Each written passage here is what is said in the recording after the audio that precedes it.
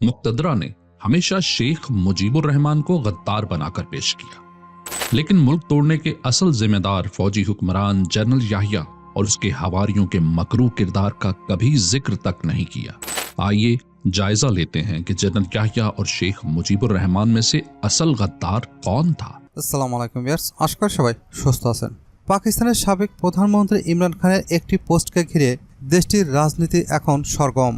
ইমরান খানের verified x হ্যান্ডেলে post করা ওই ভিডিওতে দেশটির বর্তমান রাজনৈতিক পরিস্থিতিকে বাংলাদেশের পতনের সাথে তুলনা করা হয়েছে।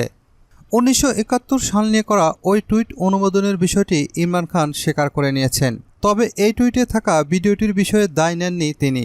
গত 26 মে ইমরান খানের এক্স অ্যাকাউন্ট থেকে পোস্ট করা ওই ভিডিওতে বলা হয়েছে, প্রত্যেক পাকিস্তানের উচিত হামদুর রহমান কমিশন রিপোর্টটি পড়া, যাতে করে তারা জানতে পারে যে প্রকৃত বিশ্বাসঘাতক আসলে কে, জেনারেল ইয়াহিয়া নাকি শেখ মুজিবুর রহমান।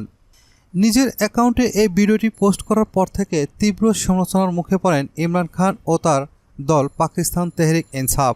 মূলত ইমরান খান গত 1 বছর ধরে পাকিস্তান রাওয়ালপিন্ডির আদেলা জেলে বন্দী রয়েছে। তিনি বেশ কয়েকটি মামলায় সাজাপ্রাপ্ত এবং তার বিরুদ্ধে আরও মামলা বিচারাধীন রয়েছে। জেলে থাকার কারণে ইমরান তার সোশ্যাল মিডিয়ার অ্যাকাউন্ট ব্যবহার করতে পারেন না।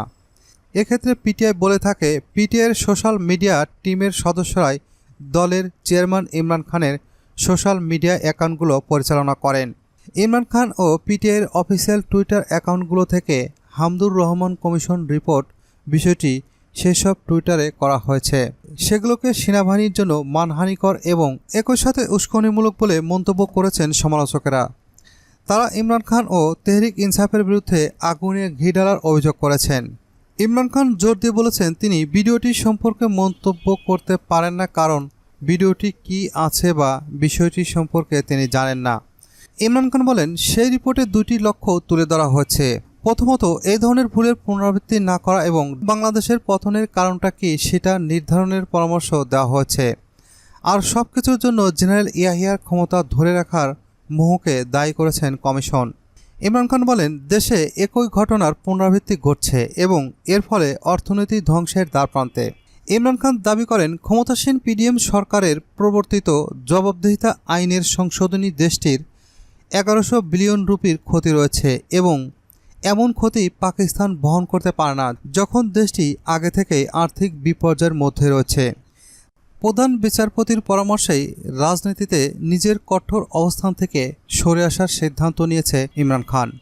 ইমরান খান তার দল পাকিস্তান তেহরিক ইনসাফের নেতাদের সংসদের ভিতরে ও বাইরে অন্য দলের সঙ্গে যোগাযোগ স্থাপন করতে নির্দেশ দিয়েছেন। পাকিস্তানের চলমান রাজনৈতিক সংকট প্রশমিত করতে এমন উদ্যোগ নিয়েছে ইমরান খান। ইমরান খানের নির্দেশ অনুযায়ী এখন পিটিআইয়ের শীর্ষ নেতারা সংসদের বাইরে বিভিন্ন রাজনৈতিক দলের সঙ্গে আলাপ আলোচনা করবে। সাম্প্রতিক সুপ্রিম কোর্টের শুনানির সময় রাজনৈতিক সংকট কাটিয়ে দেশকে এগিয়ে নিতে ইমরান খানকে পরামর্শ দেন প্রধান বিচারপতি কাজী ফয়েজ ইসা। আদিয়ালা কারাগার থেকে ভিডিও লিঙ্কের মাধ্যমে শুনানিতে অংশ নেন ইমরান খান। এ সময় তিনি নিজেকে রাজনৈতিক প্রতিহিংসার শিকার বলে আদালতের কাছে অভিযোগ করেন। সাবেক প্রধানমন্ত্রী ইমরান খান অন্যান্য রাজনৈতিক দলগুলোর সঙ্গে সম্পর্ক স্থাপনে 3 সদস্যের কমিটি গঠন করে দিয়েছেন।